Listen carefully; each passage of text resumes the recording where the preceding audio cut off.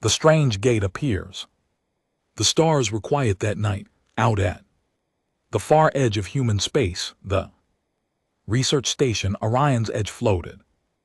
Alone, it had been built to watch the deep void, to look for strange signals or new worlds. For years the crew had seen nothing but drifting rocks and silent planets, but tonight was different. Something new was moving out. There, Lieutenant Carrara sat at the control desk sipping cold coffee. Her eyes were half closed from a long shift. Then the sensors beeped loud and sharp. Carrara frowned, tapped the screen, and saw a strange shape on the radar. It was big, much bigger than any ship they knew. It was moving fast, but not like a normal object. It wasn't burning fuel. It was just sliding through space. She called the captain at once. "Sir, you need to see this," she said. "Captain." Marlowe stepped onto the bridge, tall and calm. He had served in deep space for 20 years, but when he saw the screen, his face turned pale. The image showed a massive ring, silver, shining in the dark. 8 long arms stretched from it, curving like the legs of a spider. It was beautiful and terrifying. "Is it a ship?" Marlowe asked. Carrara shook her head. "No heat, no engines, no signals." She replied. The object had stopped, floating above a dead gray moon. 8 arms moved slowly, like they were breathing. It didn't look like something made by humans. It looked alive. Science officer Dr. Halen entered his scanning tablet. "It's made of metal." "Yes, but also something else," he said. "Organic tissue, like muscle, but harder than steel." The crew stared at him in silence. Something this big, this strange, should not exist, and yet it was. Here, right outside their station, they sent out 3 small probes. The probes flew toward the ring, cameras on, but as they reached the edge of the silver arms, their signals went dead. One moment they were there, the next they were gone. No explosion, no warning. Just vanished. The crew grew restless. No one liked the feeling of being watched, but that's exactly how it felt. Every time they looked at the ring, the arms seemed to have shifted a little, as if they were following the station, as if they were listening. Then the comm system lit up. A message came in from Central Command. The captain read it silently. When he looked up, his eyes were sharp and cold. "Orders," he said. "We are to approach the object, find out if it's a threat." The room went quiet. Everyone knew this was dangerous, but orders were orders. They prepared the Horizon, the station's small research ship. The crew checked weapons, sensors, and escape pods. Kara whispered to her friend Juno, the navigator, "Feels like we're walking into a spider's web." Juno didn't answer, but her face said she agreed. As the Horizon undocked, the ring filled the forward view. It was even bigger now, its arms stretching far into the void. The surface shimmered with strange lights, not like lamps, but like lightning trapped under glass. As they got closer, the arms began to move faster. They shifted and curled, almost like they were reaching out. Captain ordered a slow approach. Dr. Halen kept scanning. "The structure is changing," he said, his voice low.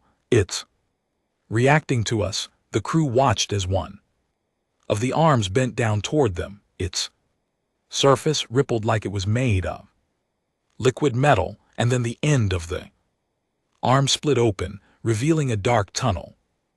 Inside, faint blue lights glowed. They looked like stars caught in a web. "No one spoke." Then, without warning, a voice filled the ship. It wasn't coming from the speakers. It was inside their heads. Cold and smooth. "Step forward, children of bone," the voice said. The gate is open. Juno's hands trembled on the controls. Kara whispered, "Did you hear that?" Everyone nodded, faces pale. Captain sat in his chair, silent for a long moment. Finally he said, "Record everything. We're going in." The horizon glided toward the open tunnel. The silver arms around them moved like the legs of a waiting predator. The glow inside grew brighter. It was too late to turn back now. The eight-limbed gate had chosen them, and somewhere deep inside the darkness, something was waiting. First contact with the gate, the horizon slid into the tunnel. At once the stars outside were gone.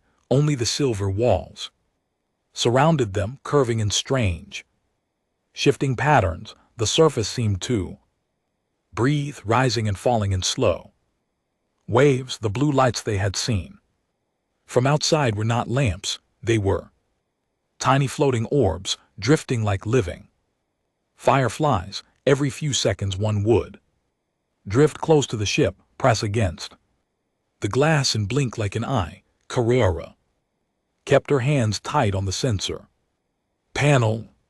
"Captain, the readings, they don't make sense," she said. "It's metal but also alive. It's not just a tunnel, it's growing." Her voice cracked. The captain stayed calm, but his eyes kept moving, scanning every shadow halfway through the passage.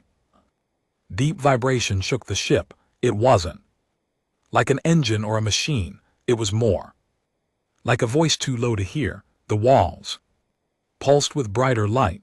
Shapes began to form in the silver surface.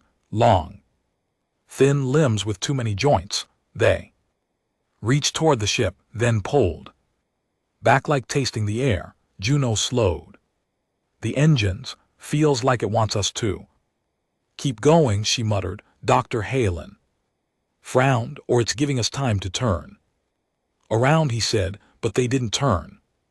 Something was pulling them forward like gravity that didn't obey any rules. Then it happened again, the voice inside. Every mind, clearer now and closer. "Step without fear, children of bone. Path is spun." The words echoed, but not in sound. In thought the crew felt the meaning more than they heard it, like an idea whispered directly into the brain. Suddenly the tunnel opened wide.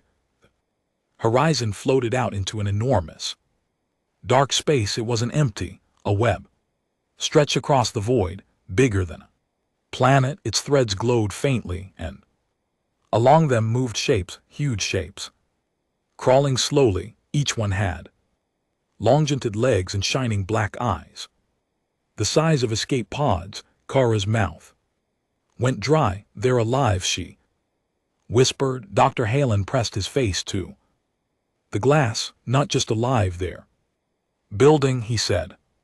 The giant spiders were carrying huge crystal pods along the glowing threads. Some pods pulsed with light, others were dark. The whole place was like a city, but a city hanging in the middle of nothing. A sudden shadow fell across them. Something enormous was moving toward the ship. 8 eyes lit up, reflecting blue light. The creature stopped only a short distance away. It was at least as long as the horizon. Its legs moved slowly, carefully, like a hunter studying its prey. The voice returned louder now. "You are seen. You are weighed. You are welcome." The spider creature tilted its head in a disturbingly human way. Then one leg lifted and touched a thread of the web. The whole web vibrated with a low hum across the darkness. Other shapes began to move toward them, dozens of them closing in. Captain Marlowe gripped the armrest of his chair. "No weapons," he ordered. "Show them we're not here to fight." The creatures surrounded the ship, but instead of attacking, they began weaving a new thread, thick and silver, from the edge of the web to the Ship's hull, the ray thread wrapped gently around the horizon, holding it. Like a fly caught in silk, only this. Silk was warm, almost soft. It felt less like a prison and more like a handshake. One of the spiders, larger than the rest, climbed closer, its body shimmered with deep red markings. When it spoke, the voice inside their heads was clear and sharp. Follow and you will be given trial, refuge, and the gate will close. The captain exchanged a long look with his crew. They all knew the same thing. There was no way home. Without going forward, Marlowe nodded. Take us in, he said. The spider turned and began to move, the horizon drifting behind it, tied by living silk deeper into the spider's realm. The spider's realm. The horizon drifted deeper, pulled gently by the silk thread. All around them the web stretched into the dark, connecting to huge floating rocks. Some rocks were bare, but others were covered in strange towers made of silver and crystal. They were not random shapes. They curved like shells, spiraled like seashells, but each one pulsed with a slow heartbeat. The crew realized with a shiver these towers were alive. Juno stared out the window. It's not just a web, she whispered. It's a whole world. Carrera's eyes followed a small spider creature moving along one thread. It carried something in its mouth, a glowing seed-like orb, and placed it into a hollow in one of the towers. The hollow closed around it like a mouth, swallowing it whole. Dr. Halen recorded everything, his hands shaking. These are not just hunters, he said quietly. They grow things here, maybe even people. No one wanted to think about that. Large red-marked spider that had spoken before led them toward the biggest web structure of all. It hung in the middle of nothing, larger than a space station. From a distance, it looked like a dome, woven from millions of silk strands. Up close, they could see creatures moving inside, dozens of them, each working on the threads, repairing, weaving, building. The whole place shimmered like it was wet, but no water existed here, only the cold and the slow heartbeat of the realm. As they entered, the ship passed through a curtain of fine glowing threads. Each thread touched the hull lightly. The crew felt something in their minds, a flicker of images, strange forests, burning suns, and a vast shadow moving between the stars. Then it was gone. Carrera gasped. They just looked inside us, she said. Not the ship, us. Inside the dome, the air shimmered with tiny floating lights. Spiders of all sizes moved along the strands, some no bigger than a hand, others so massive they could crush a fighter craft. The red-marked spider climbed up a spiral of silk and stopped before a shape in the center. At first, it looked like a huge web bundle, but then it moved. 8 long legs unfolded slowly. A body as big as a human house shifted in the light. The eyes, hundreds of them, glowed gold. This was no ordinary creature. The voice that entered their minds was deeper, bolder. Travelers of bone and water, you have crossed the first thread, it said. Now you stand before Thriss, weaver, queen of the gate. The queen's legs curled inward, then stretched wide, filling the space with a slow, deliberate movement.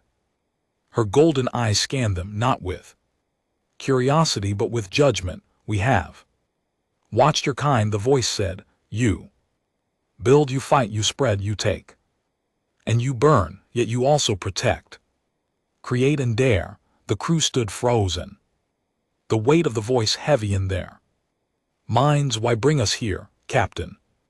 Marlowe asked. The queen's eyes shifted, focusing only on him. Because the web shakes, she said. The crew didn't understand, she continued. There are predators beyond the web. Older than me, older than you. They come, they always come, and when they do, the gate will decide who is prey and who is hunter. Kara swallowed hard. What do you want from us? She asked. The queen's fangs clicked slowly. A test, she said. Pass and the threads will hold for you. Fail and you will be wrapped until you rot. Before anyone could answer, the silk thread holding the horizon detached. Dozens of smaller spiders descended around them, weaving a new path through the dome. The path led into darkness where the threads were broken and tangled. The queen's voice followed them as they moved away. Every species faces the 8 trials. Every choice sticks to the web.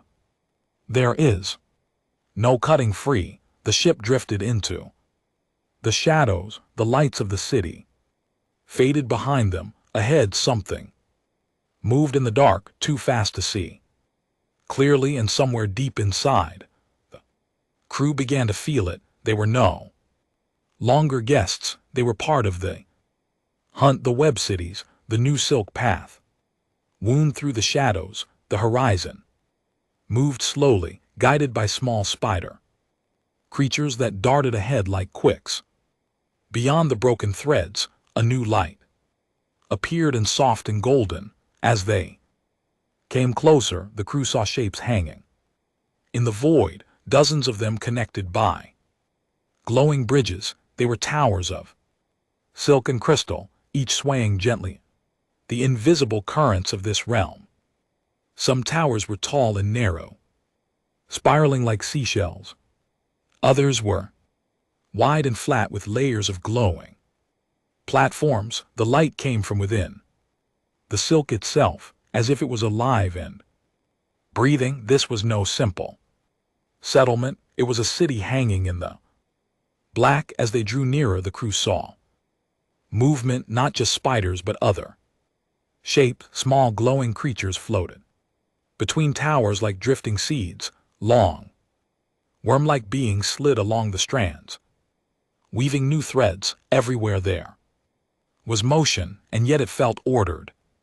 Like every step and every spin had a purpose. Their guide, the red-marked spider, stopped before a vast gateway, woven between 2 of the tallest towers.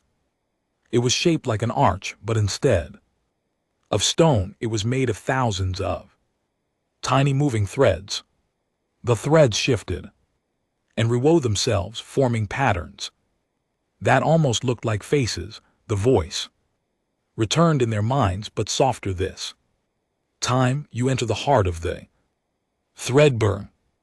Inside, the city was even stranger. There were no streets, no buildings in the human sense. Instead, everything was connected by silk bridges and tunnels that twisted in all directions, up, down, sideways, even diagonally through the air. Creatures of all sizes moved along these strands. Some hung upside down, speaking in clicks and hums. Others worked together to spin large silk chambers that glowed with stored starlight. Kara pressed her face to the viewport. It's like every part of it is alive, she whispered. Dr. Halen nodded. The city is alive. The silk is there. Ground, their walls, their food, maybe even their memory. They passed clusters of silk pods hanging from high threads. From some came faint noises, clicking, tapping, even whispers. Juno shivered. What's inside those? She asked. Red-marked guide answered in their minds. The waiting, it said simply. No one dared ask more. Finally they reached a wide, flat web platform. Dozens of spiders gathered, their eyes glinting. In the golden light, they moved aside as a single figure approached, tall, elegant, with legs striped in gold and black. Unlike the others, this one carried a cloak made of fine white silk that flowed like water. The voice that filled their minds was calm but commanding. I am Vey, speaker for the Weaver Queen. I will show you the trials. Vareth led them deeper into the city. Along the way they passed great silk murals stretched between towers. Each mural shimmered with moving images, battles fought among the stars. Strange ships caught in webs, dark shapes that swallowed light. One mural showed something that made the crew stop, a human starship torn and wrapped in silk. Karara whispered, "That's one of ours." Vareth's golden eyes turned toward them. "Some came before you," it said. "They did not pass." The crew exchanged uneasy glances. Captain Marlowe kept his voice steady. "What happens if we fail the trials?" he asked. Vey tilted its head. "The web wastes us nothing," it replied and turned away. They finally reached a huge open web at the city's center. At its heart was a hole that seemed to lead into endless darkness. Vareth stopped at the edge and spoke again. "Your first trial begins here. You will descend and you will not be alone." From the shadows below, something moved. Long spindly limbs reached upward and eyes like molten gold blinked in the dark. The silk trembled under the weight of whatever was climbing toward them. And the crew knew the city was not a safe place. It was a nest, and they had just been dropped into the middle of it. The test, the hole at the center of the great web, yawned like an open mouth. Silk strands crisscrossed its edges, trembling slightly as if something far below was moving. The crew of the horizon stood at the rim, their hearts pounding. Above them, dozens of spiders clung to the surrounding towers, watching in complete silence. Their many eyes glowed faintly in the golden light. Unblinking, it felt less like an audience and more like 1,000 judges waiting for a verdict. Vareth, the golden-striped speaker, moved forward. "The first trial is the descent," the voice in their mind said. "You must reach the chamber below without being taken by the threads that hunt." The crew didn't know what that meant, but the tone left no doubt. Something down there wanted to catch them without another word. Vareth extended a limb and cut one of the supporting strands. The hole expanded and the silk platform beneath their feet began to slowly lower. At first the drop was gentle, but soon it tilted, forcing them to grab onto the slippery strands for balance. Kara glanced down and froze. Below the darkness moved not just one thing, many shapes darted between the strands, sometimes crawling along them, sometimes sliding straight through the gaps as if the air itself was solid. For a moment she thought they looked like spiders, but their bodies were too long, too thin, their limbs bending in impossible ways, and their faces, they weren't faces at all, just gaping holes lined with tiny spinning teeth. The crew descended deeper. A sudden movement flashed to their right. One of the creatures lunged from the dark, grabbing a nearby strand and shaking it hard. The vibration traveled up toward them, making the silk quiver under their hands. Dr. Halen lost his grip for a moment, sliding downward before catching another strand, his face pale. "This isn't just a climb," he gasped. "It's a hunt." From above, Vey's voice came, again calm and sharp. "The threads that hunt know your fear. They feel it in the silk. The more you fear, the faster they move." Karara tried to steady her breathing. She could feel the vibrations, her own heartbeat echoing through the strands. She realized the creatures below were moving toward her position. They weren't guessing where she was, they knew. Suddenly one of the Creatures leapt, grabbing the strand she held, its spinning teeth scraped toward her hand. Marlowe swung his boot hard. Kicking it away, the thing fell, but instead of dropping into the dark, it clung to another thread and scuttled upward faster than before. The chamber below began to glow with faint blue light. They were close, but the hunters were closing in too. One by one, the creatures began pulling at the strands, trying to cut off their path. The silk under Juno's hand snapped without warning. She fell, grabbing Carrara's wrist just in time. The weight pulled them both down a few feet before Marlowe caught Carrara's shoulder. The three hung together, swaying in the dark below.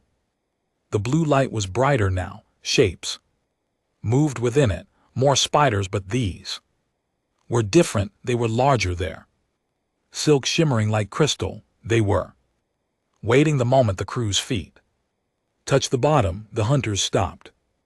They clung to the edges, their eyeless heads turning away as if something stronger had claimed the prey. The crystal silk spiders surrounded the crew in a wide circle. From the shadows beyond them, a deep voice filled their minds.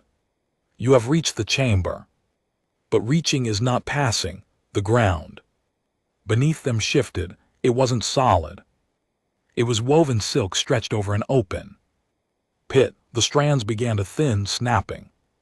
One by one, Kyra realized the trial wasn't over. It was changing. They had survived the descent. Now they had to survive whatever came next. Secrets in the web. The silk floor sagged under their feet. Every step made the threads groan softly. The crystal silk spiders still circled them, their legs moving in slow, deliberate patterns, but they did not attack. Instead, they spun new threads between each other, thin strands that shimmered with shifting images. At first, the crew thought they were seeing random light. Then Carrara gasped.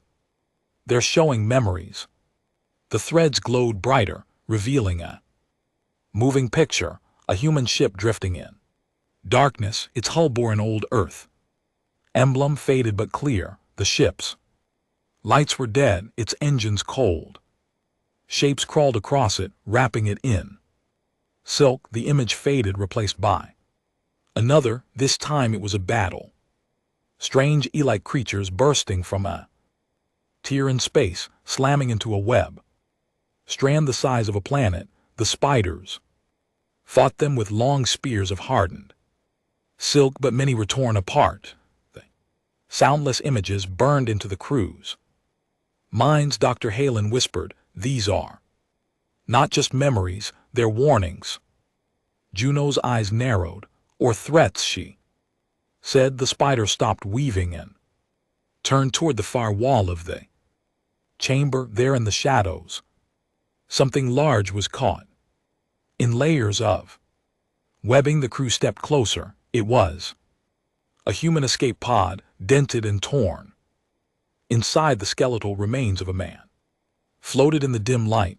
A cracked data pad was strapped to his chest. Marlowe pulled it free, his fingers trembling.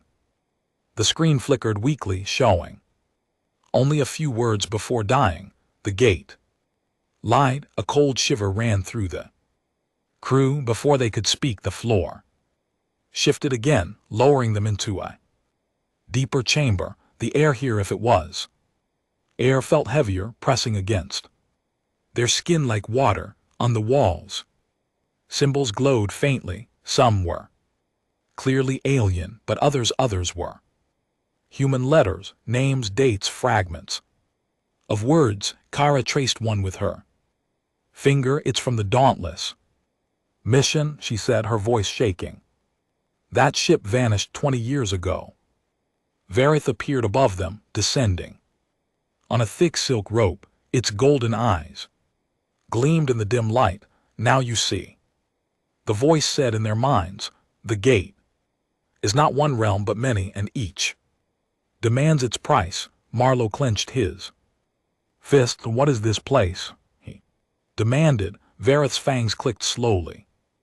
The place where choices are stored, it said. Every species leaves something behind, a ship, a name, a body, or a truth they swore never to tell before the crew could ask more. A low rumble shook the web. The walls shimmered with a ripple of blue light. The crystal silk spiders froze, then turned toward the far end of the chamber. From the darkness, a tear began to open in the air. It was not like the gate. It was jagged, wrong.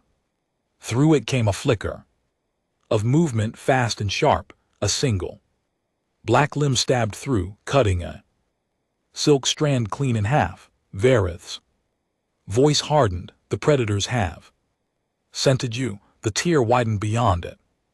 The crew could see a void deeper than space itself, and in that void, eyes. Dozens of them, all fixed on the humans. Karara stepped back instinctively. Marlowe's voice was low and grim. We're not just in their trials anymore, he said. We're in their war. Crossing back, the tear in the air split wider. Black limbs slid through like knives. Through water, each limb ended in a claw that shimmered with a strange oily light. The crystal silk spiders hissed in unison, their voices sharp inside the crew's minds. The web underfoot vibrated as if an earthquake was rolling through it. Vareth dropped between the humans and the tear. The predators will not stop now, its voice thundered. If they break through, the gate will unravel and all threads will fall. Marlowe looked up at the towering alien. Then let us help, he said. Vareth's golden eyes flickered with something like respect. Help, yes. But you cannot fight them here. Your path is to run. Without warning, the silk beneath their feet tightened into a long, narrow strand. It shot upward like a whip, carrying the horizon crew toward a distant glow. Far below, the predators poured through the tear, long segmented bodies with too many limbs. Their mouths opened in silent screams, each lined with spirals of teeth. One leapt onto the silk strand, climbing fast. Kara swung her rifle and fired. The shot didn't kill it, but the blast tore the strand it clung to. The predator tumbled into the dark, but more were coming. Ahead, the glow brightened. The eight-limbed gate, its silver arms shifted and curled, opening a path. But the movement was wrong this time. Frantic, almost desperate. It wasn't just opening. For them, it was holding something back. The crew landed hard on a wide platform. Woven in the gate center, Vareth appeared beside them, its silk cloak whipping in the strange wind. One must stay to hold the passage, it said. The words hit like a blow. Silence hung for a moment, then Marlowe stepped forward. I'll do it, he said. Kara grabbed his arm. No, we all go, she snapped. But Vareth shook its head slowly. The web chooses. Before they could argue, the Queen's voice filled the chamber, heavy and final. Marlowe of bone and water, your thread is not yet cut. She turned her many eyes to Vareth.